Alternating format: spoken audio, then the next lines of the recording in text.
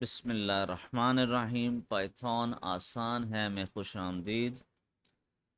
कल हमने सीखने की कोशिश की थी कलर मैनेजमेंट और पाइथन में शेप्स को ड्रॉ करना, मगर कुछ चीज़ें समझ में नहीं आ रही थी।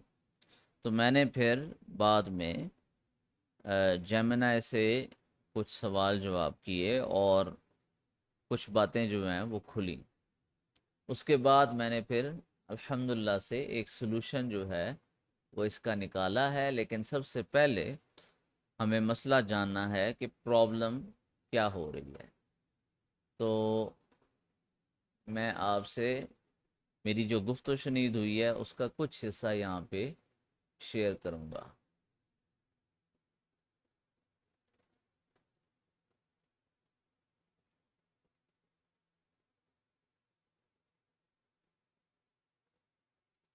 अच्छा, जो कल का कोड था वो सारा का सारा मैंने यहाँ पे कॉपी पेस्ट किया और फिर मैंने उसे कहा कि अभी रिएक्ट मत करना। तो उसके बाद मैंने ये जो दो लाइंस थी स्टेप 6 और स्टेप 7 की, स्टेप 6 की जो ये दो लाइंस थी, आप अब मुझे ये दो लाइन समझाएं ये क्या हैं। ठीक है, यानी define platform rectangles positioning and size, floor underscore rect is equal to pi game dot rect 0 650 1280 70, platform 1 is equal to pygame dot rect 400 520 220। तो इसके जवाब में फिर मुझे जेमिनी ने ये कहा ये दो लाइंस पाई गेम की पाई game dot rect parenthesis class का इस्तेमाल करके मेमोरी में इनविजिबल रेक्टेंगुलर हिट बॉक्सेस यानी बाउंड्रीज बनाती हैं। पाईगेम में पाईगेम डॉट रेक्ट पेरेंथेसिस खुद स्क्रीन पर कुछ ड्रॉ नहीं करता, यह सिर्फ एक बॉक्स का स्पेशल कोऑर्डिनेट्स और साइज को स्टोर करता है ताकि पाईगेम को पता हो कि चीज़ें कहाँ हैं, कितनी बड़ी हैं और कब आपस में टच हो रही हैं, यानी कोलिजन उनका हो रहा है। पाईगेम डॉट रेक्ट पेरेंथेसिस का फार्मूला हमेशा ये होता है पाईगेम डॉट रेक्ट एक्स पोजीशन, उसकी जो एक्स पोजीशन है, फिर वाई एक्सिस की जो पोजीशन है, विड्थ है और हाइट है। ठीक है। अच्छा, अब हम यहाँ पे एक और क्लैरिफिकेशन कर लें। हमने बचपन में पता था एक्स क्या होता है, वाई क्या होता है। X axis and y axis example. ठीक है। और उसके बाद हम यहाँ पे इमेज में आ गए तो ये देखिए एक्स एक्सिस हमेशा हॉरिजॉन्टल होगा और वाई एक्सिस हमेशा वर्टिकल होगा। ठीक है, ये एक्स एक्सिस होता है और ये वाई एक्सिस होता है, इसको आप समझ लें। तो एक्स पोजीशन यानी कि इस डायरेक्शन में उसकी पोजीशन क्या है, फिर वाई पोजीशन हाइट वाइज उसकी पोजीशन क्या है, फिर उस रेक्टेंगल की विड्थ कितनी है यानी चौड़ाई कितनी है, और हाइट यानी कि लंबाई कितनी है। ठीक है, ये इस कोड का मतलब है। तो एक्स एक्सिस ज़ीरो यानी वो बिल्कुल कोने में होगा, 650 आगे हाइट वाइज। ठीक है, उसके बाद जो लेंथ होगी वो उसकी 1280 होगी और जो सॉरी विड्थ उसकी 1280 होगी, यानी कि पूरा पूरी जो है वो लेंथ में उसका फ्लोर जो है वो बिछा हुआ होगा। और 70 जो है ये उसकी हाइट होगी उस स्मॉल रेक्टेंगुलर की। तो ये फ्लोर जो नीचे फ्लोर है वो बना हुआ है। और इसी तरीके के साथ प्लेटफॉर्म 1 की एक्स पोजीशन वाई पोजीशन उसकी जो विड्थ है और हाइट है ये बताई गई है यहाँ पे।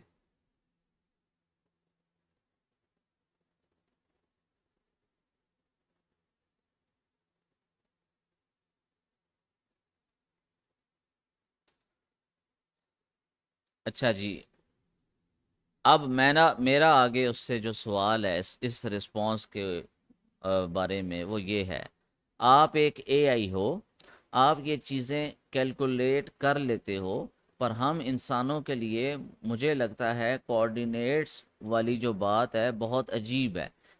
ठीक है, मुझे नहीं लगता कि प्रोग्रामर्स मैनुअली ये नंबर्स ऐड करते हैं और स्क्रीन पर चीज़ों को सही जगह रखने के लिए तुक्के लगाते हैं। ये मुझे अजीब लगता है। ये मेरे आगे कमेंट्स थे। तो उसने आगे जवाब दिया, आपने बिल्कुल सही पकड़ा है भाई। गेस करके 400 या 520 जैसे रॉ नंबर से खेलना, स्क्रिप्ट रन करना और पिक्सेल्स एडजस्ट करना बहुत बड़ा हेडिक है, यानी सर दर्द है। आपका गट यानी आपकी जो छठी हिस्सा है वो 100% दुरुस्त है। कोई भी फुल गेम्स कोई भी फुल गेम्स हर ऑब्जेक्ट के पिक्सल कोऑर्डिनेट्स मैनुअली टाइप करके नहीं बनाता। रियल वर्ल्ड में डेवलपर्स स्क्रीन पर चीज़ें कैसे रखते हैं? Level editors, visual drag and drop. Actual game development में लोग विजुअल एडिटर्स यूज़ करते हैं, जैसे टाइल्ड, यूनिटी, गोडॉट या अनरियल। आप माउस से प्लेटफॉर्म को ड्रैग करके स्क्रीन पर सेट करते हो और सेव दबाते हो। एडिटर खुद ही एक दफ़ा फाइल जेसॉन या एक्सएमएल मैप जनरेट कर देता है जिसमें सारी मैथ होती है, और आपका पाइथन कोड सिर्फ उस फाइल को रीड करके लेवल ड्रॉ करता है। ठीक है, आगे वो टाइल मैप्स और ग्रिड्स। रॉ पिक्सेल्स में सोचने के बजाय 2D गेम्स स्क्रीन को स्क्वायर्स के ग्रिड में डिवाइड कर देती हैं, मसलन 32 बाय 32 या 64 बाय 64 पिक्सेल्स। डिज़ाइनर्स बस कह देते हैं रो 10 कॉलम 5 पर ग्राउंड ब्लॉक रखो। Game engine under the hood exact pixel maths 10 multiply by 64 is equal to 640 pixels खुद कैलकुलेट कर लेता है। हार्ड कोडेड नंबर्स की बजाय डायनामिक मैथ, फ्लोर हाइट के लिए 650 टाइप करने की बजाय प्रोग्रामर वेरिएबल्स पर मैथ्स लिखता है।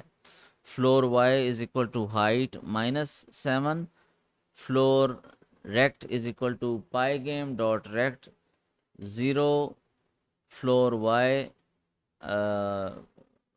विड्थ 70।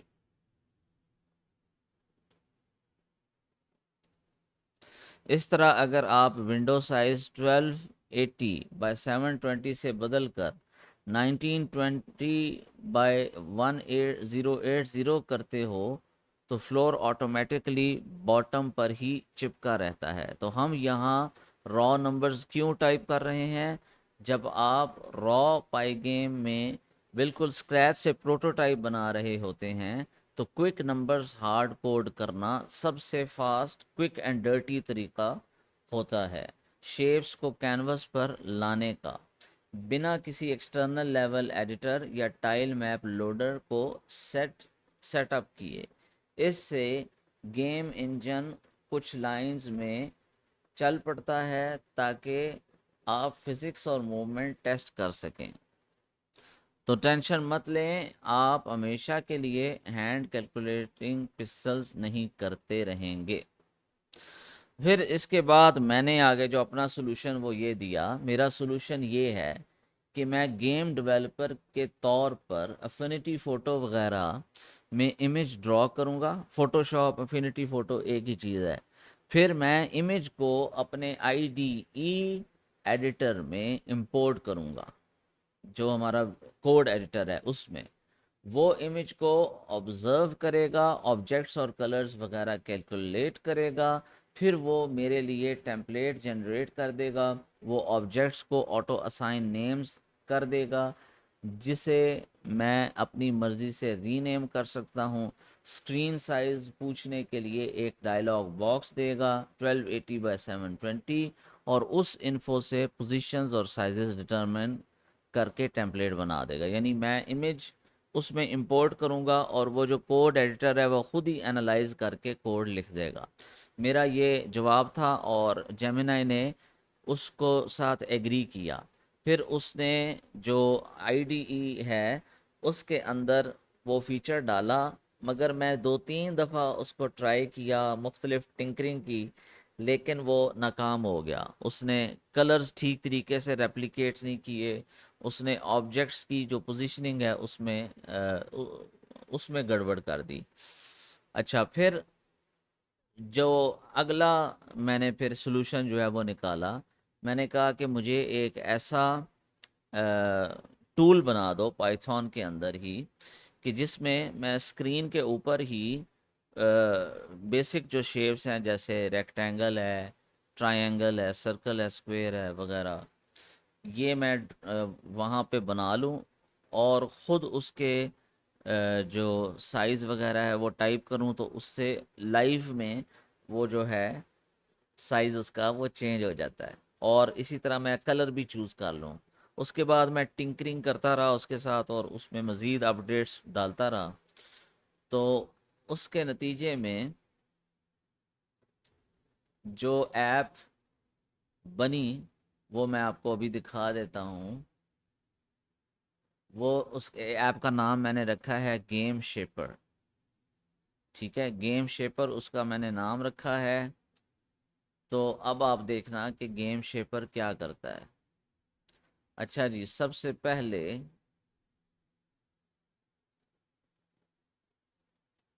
हम जो हैं वो यहाँ पे देखते हैं।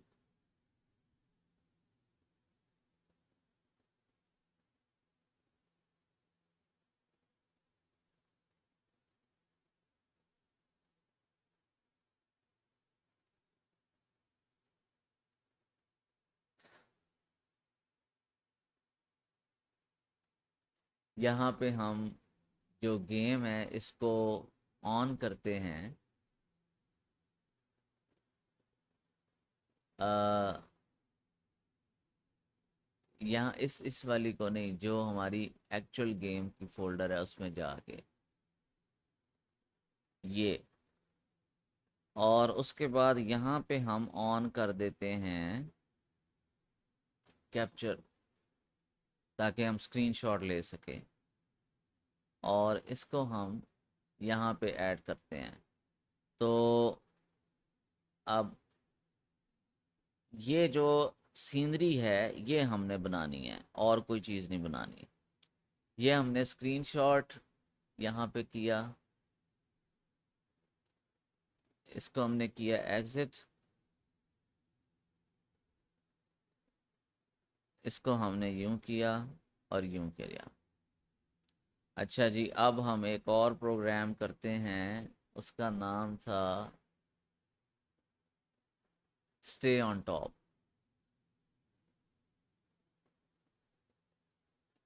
और इसको हम मिनिमाइज करते हैं और ये जो इमेज है इसको हमने खोला और इस पे हम कंट्रोल ऑल्ट टी दबाएंगे तो अब ये टॉप पे चिपका रहेगा।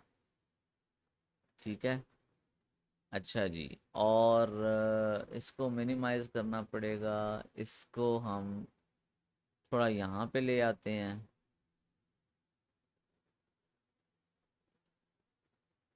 और ये ऐसे हो गया। कैनवस साइज बिल्कुल 1280 बाय 720 है। इस इमेज को थोड़ा सा हमें यूं करना पड़ेगा एडजस्ट।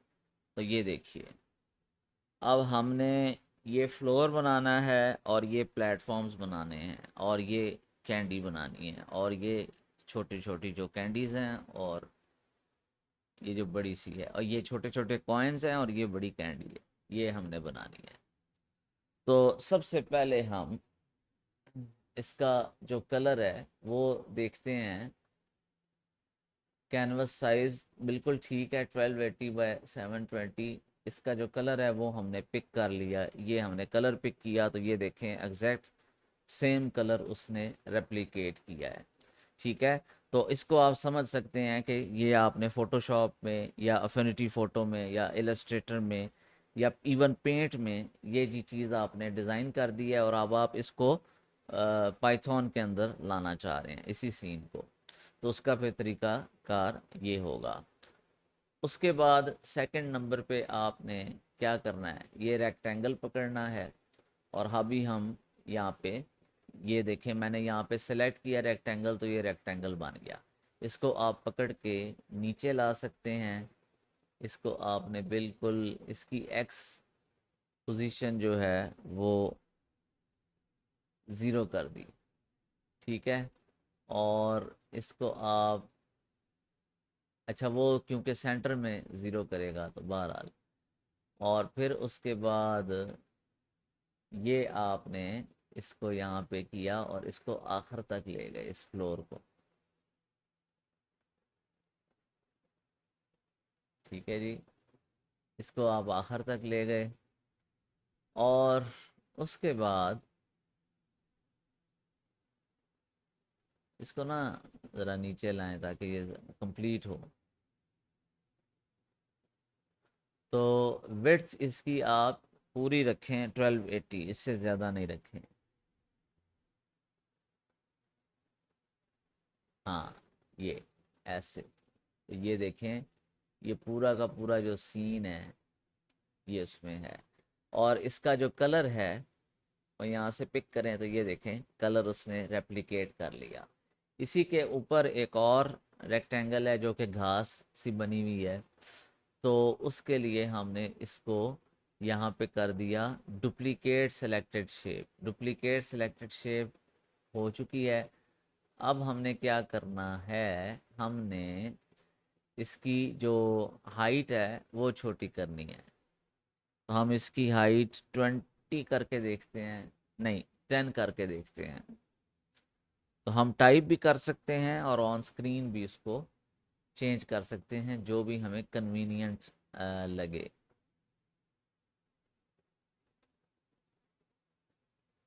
ये यहाँ पे हमने ये रख दिया। और इसका जो कलर है वो हम ये ग्रीन कर दिया हमने, ठीक होगी बात। उसके बाद हमने इसका नाम भी हम चेंज कर सकते हैं। ये हमने रख दिया फ्लोर, और यहाँ पे हमने रख दी, इसको कर दिया ग्रास। अच्छा जी, उसके बाद एक और हमने प्लेटफॉर्म बनाना है बिल्कुल सेम पैटर्न का, ठीक है। तो यहाँ पे हमने ये रेक्टेंगल किया, पिक कलर किया, और इसको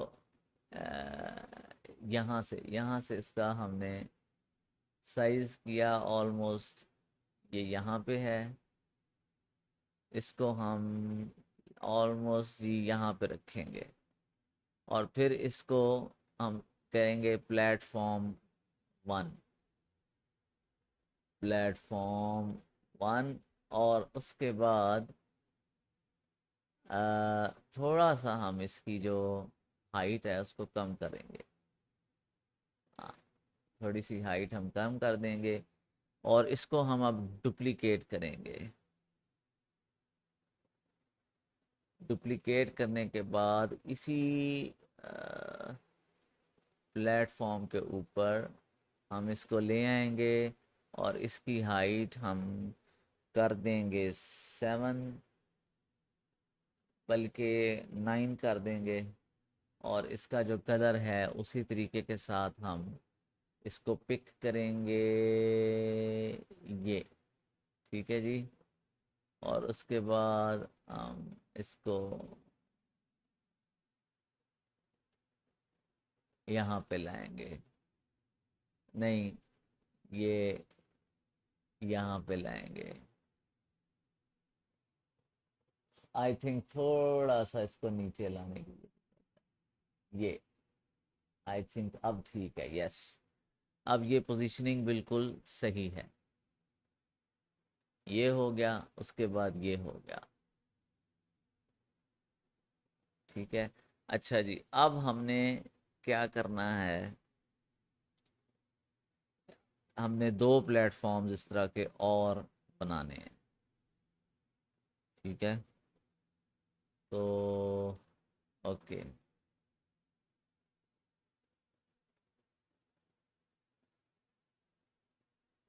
ये डुप्लीकेट हो गया और ये डुप्लीकेट हो गया।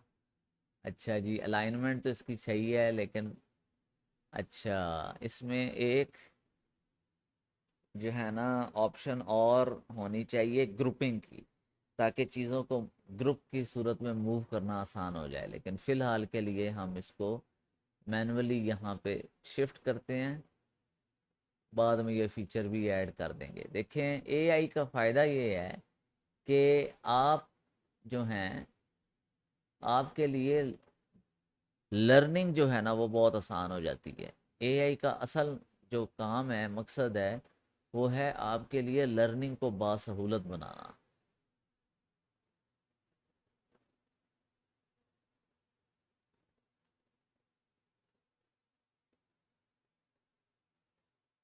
प्लेटफॉर्म वन, इसको आप रेड करें।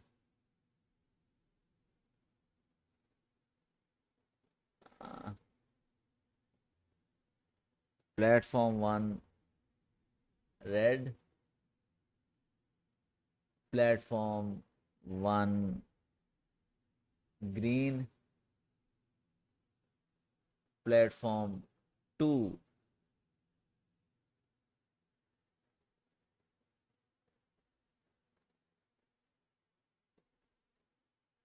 ग्रीन, और प्लेटफॉर्म टू रेड।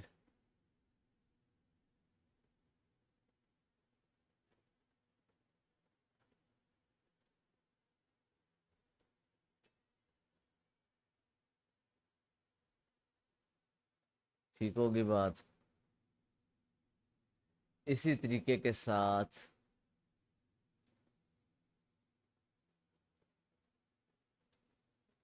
अ, इसको कर देंगे जी हम डुप्लीकेट, सिलेक्टेड शेप, और इसको भी हम कर देंगे डुप्लीकेट। तो अब ये प्लेटफॉर्म थ्री हो जाएगा। ये प्लेटफॉर्म थ्री है।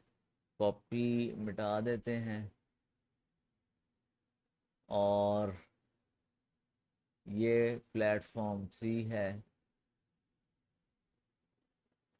कॉपी मिटा देते हैं इसकी, ये चीज़। ठीक है जी।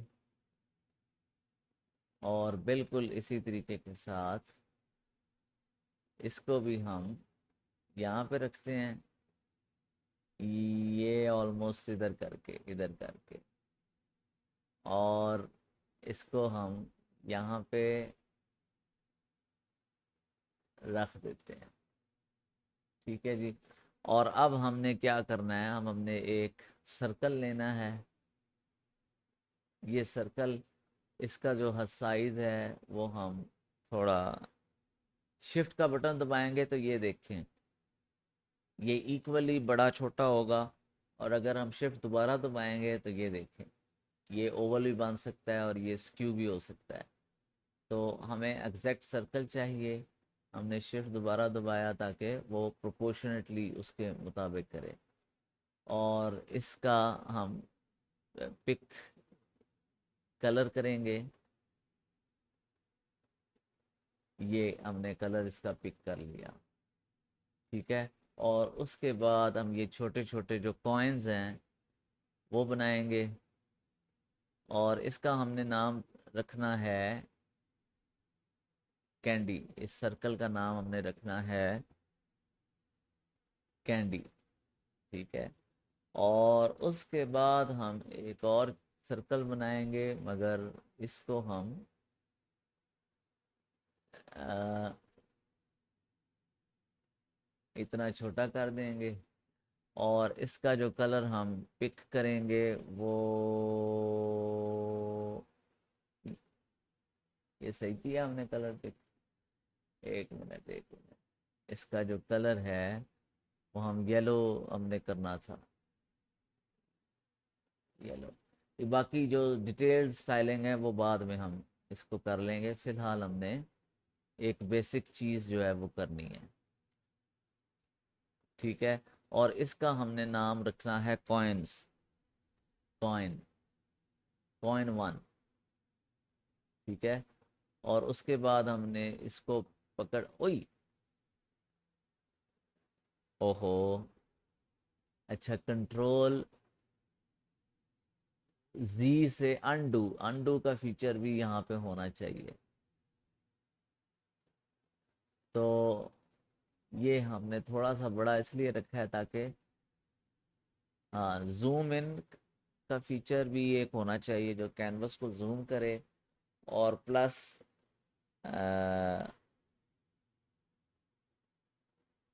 अनडू का एक फीचर होना चाहिए। तो group feature, undo feature, zoom का फीचर। अब इसका देखें, फ़ायदा ये है कि जब आप जेमिनाई को कहते हैं कि वो आपके लिए कोई टूल बनाए, तो आप अपनी मर्ज़ी से उसमें चीज़ें ऐड कर सकते हैं, और फ्री ऑफ कॉस्ट आपको सिर्फ जेमिनाई की मंथली सब्सक्रिप्शन देनी पड़ती है, और आपको कुछ नहीं करना पड़ता।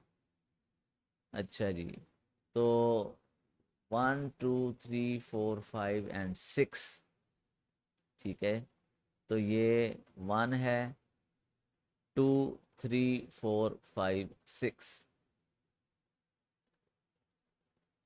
तो ये आपने इसको यहाँ पे किया, ये आपने यहाँ पे किया, ये आपने इसको यहाँ पे किया। ओए, इसको हम डिलीट कर देते हैं।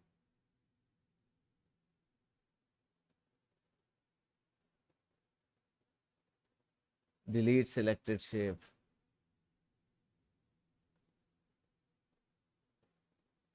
इसको हम यहाँ पे करते हैं, थोड़ा सा फासला ज़्यादा कर लेते हैं, इसको ऐसे किया, इसको ऐसे किया, इसको ऐसे रखा, और ये ऐसे कर दिया। तो ये हमारा जो बैकग्राउंड का सीन है परफेक्टली ये बन गया है। और इसको थोड़ा सा नीचे करेंगे, ऐसे, ठीक है, थोड़ा सा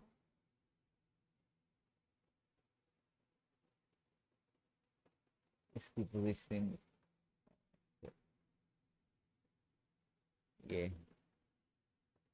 हाँ जी, अब इसके अलाइनमेंट जो है वो ठीक हो गई है। अच्छा, अब हमने क्या करना है, जब हमारा सीन जो है वो तैयार हो गया, तो अब हमने इसको करना है जनरेट पाइगेम कोड। ये जो है वो कोड इसने तैयार कर लिया, हमने इसको कंट्रोल A करके सेलेक्ट कर लिया, और कंट्रोल C का बटन दबाया। कंट्रोल C से ये कॉपी होगा, और उसके बाद इसको हम करेंगे अपने कोड एडिटर में पेस्ट।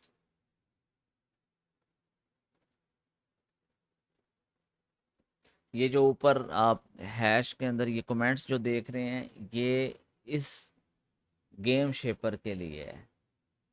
ठीक है, कि अगर हमने इस गेम शेपर में मसलन इसको बंद कर दिया, और फिर हमने इसको अगर यहीं से अपना जो सीन है उसको रिज्यूम करना है, तो हम py की जो फाइल है इसमें इस कोड को सेव करेंगे, और जब हम इंपोर्ट करेंगे तो इस बुनियाद इन कमेंट्स को देखकर वो जज कर पाएगा कि हमने कहाँ पे सीन को छोड़ा था, तो फिर ये वहीं से उसको रिज्यूम करेगा। ठीक है, तो अब ये एग्जैक्ट सीन कोड की सूरत में हमारे पास होना चाहिए। ये रन जब हम करें तो ये चीज़ हमें नज़र आए। तो ये देखें, ये मैंने रन किया तो एग्जैक्ट अब ये विंडोज़ है, और ये एग्जैक्ट वो चीज़ यहाँ पे कर रहा है। ठीक है, ये बिल्कुल सही रेंडरिंग हुई है। और इसको हमने क्लोज़ किया। अब हम अपना जो कोड है वो पढ़ते हैं। इंपोर्ट पाइगेम इसका मेन इंजन है, फिर मैथ्स जिसके अंदर सारी कैलकुलेशंस होंगी, width size, x axis y axis, और इंपोर्ट सिस्टम से वो बात करेगा जब हम क्विट करेंगे तो। ठीक है। स्क्रीन विड्थ जो है, अच्छा, पाइगेम इनिशियलाइजेशन उसका जो मेन इंजन है उसकी इनिशियलाइजेशन हो गई है, ये हमने पिछले लेसन्स के अंदर पढ़ा था। स्क्रीन विड्थ जो ओवरऑल विंडो है जिसके अंदर हम गेम खेलेंगे उसकी विड्थ 1280 हमने रखी है, हाइट हमने 720 रखी है। Screen is equal to Pygame dot display dot set mode. ठीक है। स्क्रीन विड्थ और स्क्रीन हाइट ये हम पाई गेम को बता रहे हैं, इसको ये इतनी विड्थ होगी इतनी हाइट होगी। और फिर पाई game dot display dot set caption, यानी कि ये जो गेम की जो विंडो है उसमें जो कुछ भी लिखा आएगा वो ये होगा। आगे है जी clock is equal to pi game dot time dot clock parenthesis. तो ये जो लाइन है ये सेट करेगी ओवरऑल जो गेम की स्पीड है उसको सेट करेगी, जो FPS हैं उनको उसको सेट करेगी, ताकि 60 FPS जो हैं वो सेट होंगे, ताकि अगर कंप्यूटर ज़्यादा फास्ट हो तो गेम बहुत तेज़ ना चले, और अगर स्लो कंप्यूटर है, कमज़ोर है, तो बहुत स्लो ना चले, बल्कि 60 FPS के ऊपर वो लॉक्ड हो। आगे ये ड्रॉ स्टार और ये सारे है, और आगे जो मेन गेम लूप है ये असल चीज़ है। Running is equal to true while running for event in Pygame dot event dot get. ये हमने पिछले लेसन्स के अंदर ये सारा कुछ हमने किया था, और ये वो कोड है जो जनरेट हुआ है। ठीक है। तो अभी हमें गेस वर्क और तुक्के नहीं लगाने पड़ेंगे, इस टूल की मदद से ये देखिए कि हम जितने भी वो शेप्स हैं उनको आसानी के साथ उसको कर सकते हैं।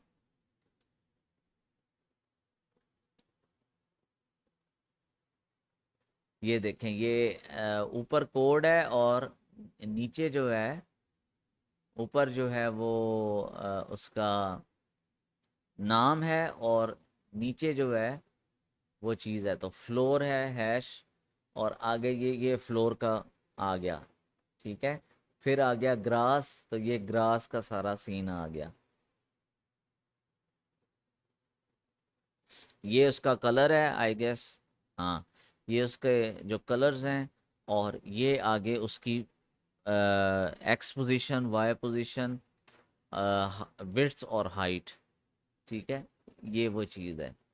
अच्छा जी, बस ये ज़बानी याद रखना ज़रूरी नहीं है, ये आपको समझ होनी चाहिए कि जी ये क्या लिखा हुआ है और इसका फंक्शन क्या है, बस ये आज के लेसन में सीखना जो था। और अगर कोई भी चीज़ ड्रॉ करनी है तो सिंपली इस टूल को, और इसका डिस्क्रिप्शन के अंदर लिंक मौजूद है गेम शेपर के नाम से। ठीक है। तो सिंपली इसके अंदर हम ड्रॉ करेंगे, और अल्लाह अल्लाह खैर सल्ला, ये कॉइन्स आ गए, ये सारा कुछ आ गया, और ये कोड जो है हमारा तैयार है, और ये हमारा परफेक्टली रन हो रहा है। अस्सलाम वालेकुम।